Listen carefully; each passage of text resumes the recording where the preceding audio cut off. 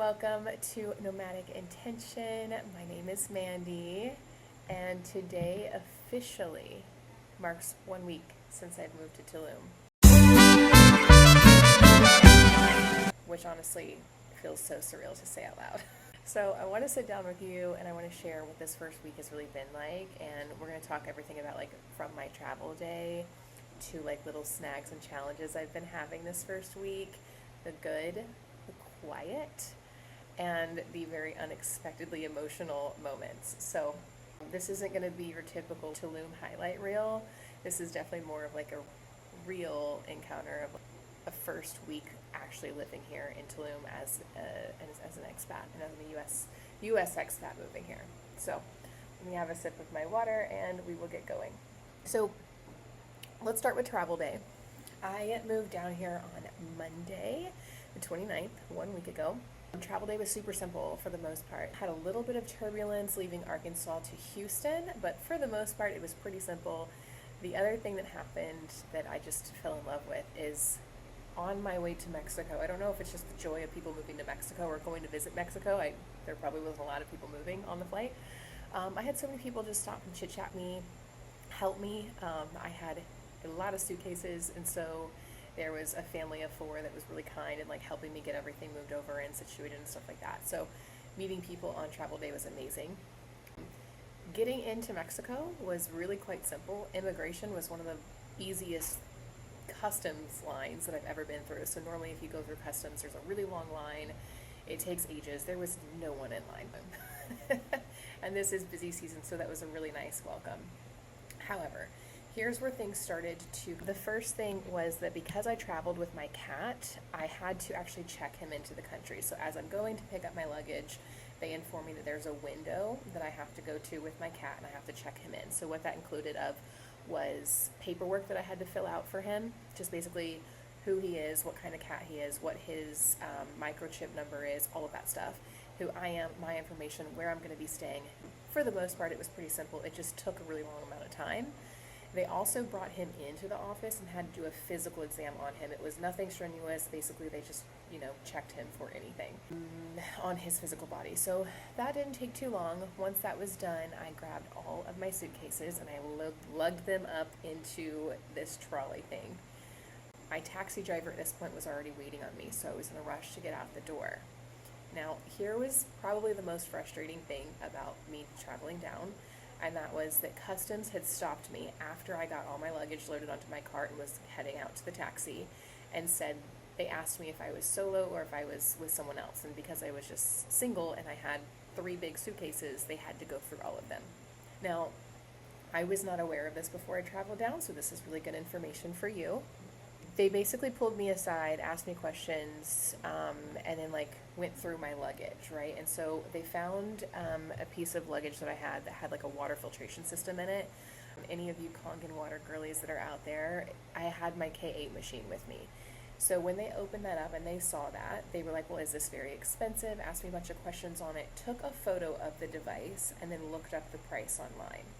From that, they then let me know that I have to now pay income tax on the price of this machine. I tried to argue back a little bit because it didn't seem fair, and they came back and said that they were going to charge me 19% interest or income tax on $2,000 worth of the machine. So I had to pay $400 coming into the country for that machine. So that's frustrating.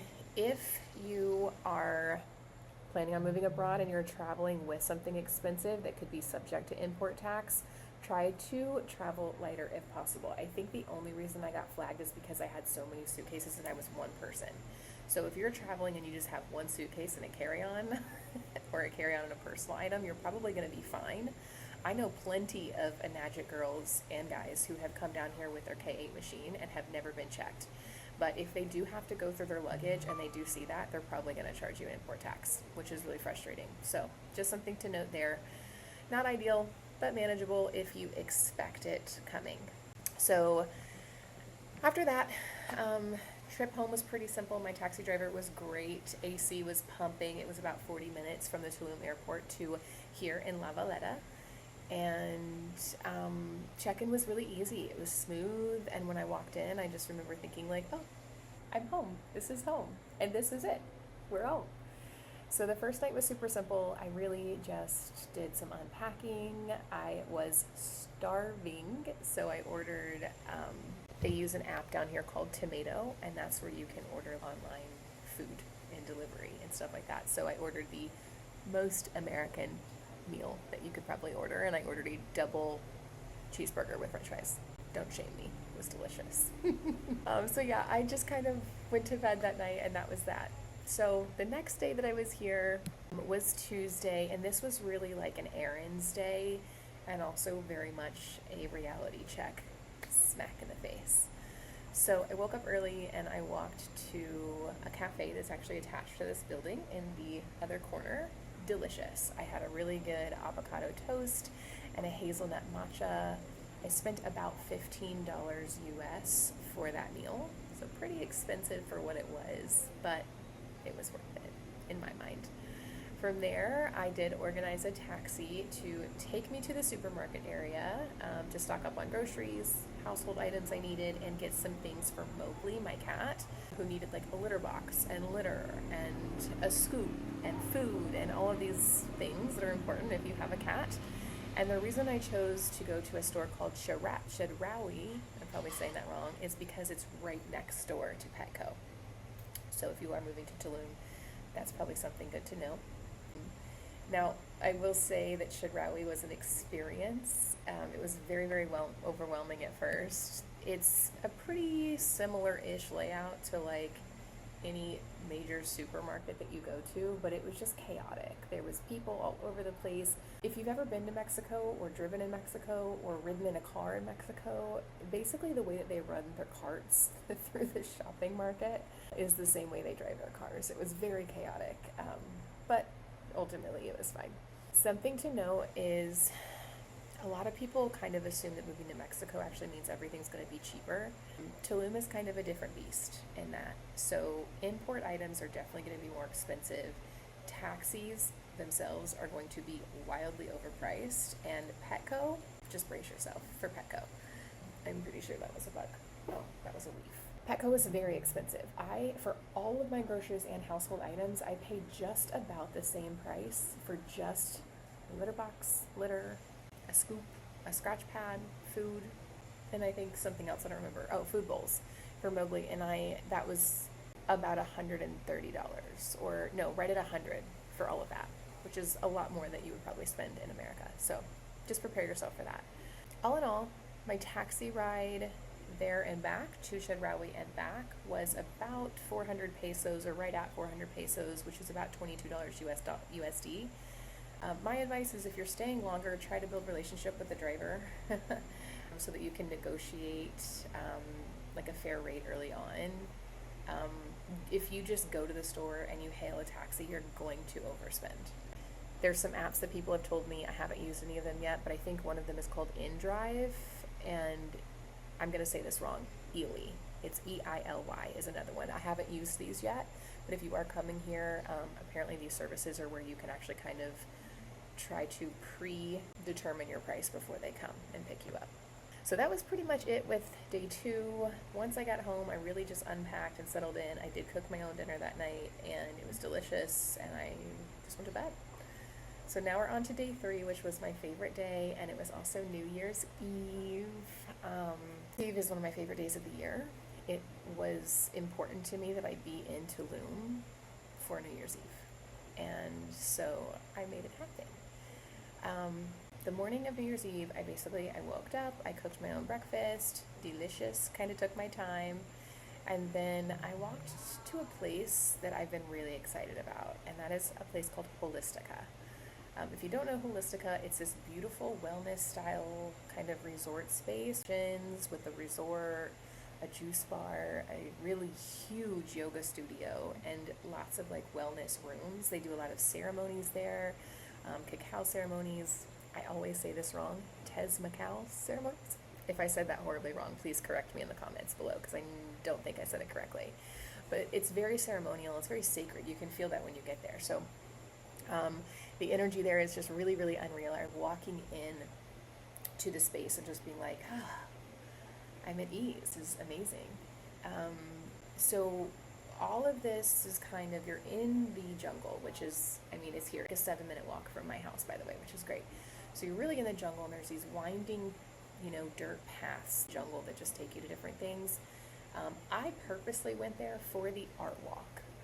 It is a free, and you basically just go, you walk through the nature trail, so it's like a hike and art gallery all in one, and it's free. It was just amazing. Some pieces really made me reflect, especially it being the last day of 2025. 2025 was a tough year for me. And so a lot of the pieces really made me go inward, and they made me reflect, and some of them made me really emotional. Some actually even made me cry. I don't know if I got emotional about the pieces or if I got more emotional just about the fact that I was in this insanely beautiful space in the middle of Tulum in Mexico, 7 minutes from my apartment. I think it was probably honestly a combination of all of that and just being here, it all just hit me at once. So after I walked through the art walk, I actually went to the restaurant there, and I got an acai bowl, and I just spent some time journaling, which is something that I do every year, New Year's Eve, on the year previous, and then I also set intentions for the year coming up. And so that's what I did. I was there for a couple of hours, just kind of looking and watching people, just being there, and it was amazing. And then I had to go for a second walk around because I had to. So I highly, highly, highly recommend Holistika. If you're coming to Tulum, it's absolutely amazing. It's really beautiful, and the art walk is free, so it's completely worth it. After Holistika, I came home and unwound it a little bit, relaxed, and I'd always do this ceremony on New Year's Eve, and essentially, I don't know if you can see, but I have some candles over here in the corner. I always, New Year's Eve, write down on a piece of paper anything I want to let go of from the previous year. So whatever I don't want to carry in with me into the new year, I write those down on a piece of paper, meditate with them, release them, and then I burn them in the fire. So I did that. And then on the other hand, you'll have another sheet of paper where you write down your intentions, the things that you intentionally want to bring into 2026, the new year coming up. Write those down, sit with those, breathe them in, and then burn that piece of paper in the fire as well. New Year's Eve night, an interesting one. I was exhausted, ready to go to bed, but there was fireworks all over the place, so there was no sleeping for me. So as it got closer to midnight, I just went up on the balcony here and just kind of listened, and I didn't expect to be able to hear people from kind of all over the place doing the countdown. So once I heard the countdown, I obviously joined in, and yeah, rang in the new year. I was by myself on the balcony here, but it was awesome, and I cried like I always do, and just hearing fireworks, people cheering, being excited, and yeah, it was good. So New Year's Day, I didn't do much of anything. I did take a dip in pool, and really by dip I mean I just kind of laid there. I really stayed horizontal most of New Year's Day. I think really it was a combination of there's been so much that I did this last week before moving down here that it just all caught up with me on New Year's Day, and I was just so tired. So I didn't do much at all. And this is really kind of where the rest of this week might disappoint you guys. I didn't do a lot. I've had a lot of messages being like, hey, where have you gone to the beach yet? What restaurants have you gone to? What are you doing? How exciting is it? And the thing that I want to kind of press in here is that I moved here. I'm here long term. I'm in no rush. I do want to go see the beach, obviously. I love the beach here, but it being New Year's Eve week, there's an astronomical amount of people here. Prices are incredibly gouged at the beach, and then of course taxi drivers to take you to the beach are really, really high. So I just didn't want to deal with that. So I haven't gone to the beach yet. I really haven't done much exploring outside of Holistika. It's really just been about getting situated in my house, figuring out how everything works, figuring out the delivery systems. Pretty much all the apps that you use for delivery are in Spanish, so trying to learn Spanish, that's going to be something that's ongoing for a while. I'm really, really trying to learn my Spanish. And then, just acclimating. Today was my first day really back to work, so I've pretty much been working most of the day. So The truth is, I'm just taking my time with it. I'm having some grace. I have made my first friend here. She was lovely enough to come pick me up a few days ago, and she took me to this grocery store here called La Comer. It's huge, and it's very, very much like a huge supermarket that you would back in the States or like in Europe. It's great. And she helped me with some fresh fish, which turned out in hindsight to be a terrible plan, but it was fun at the moment. And we got some things. She kind of showed me the ropes, and she was even sweet enough to give me like a huge tub of cat litter, which if you have a cat litter is expensive, so may as well. So if you're watching this, Diane, thank you. And it's so nice to have a new friend here in Tulum. I'm excited to make more of them. But yeah, this first week overall has been a mix of honestly just logistics, motions, rest, really, and a lot of grounding. And honestly, it feels right. It feels exactly how it's supposed to be. I'm really enjoying not stressing about going to see everything and do everything at once.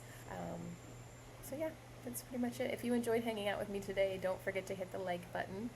And if you do want to follow along with life in Mexico and moving abroad, especially moving abroad to Mexico as a U.S. citizen, international living, make sure you subscribe as well. That's what a lot of this channel is going to be about. Thank you all for being here, and I'll see you in the next video.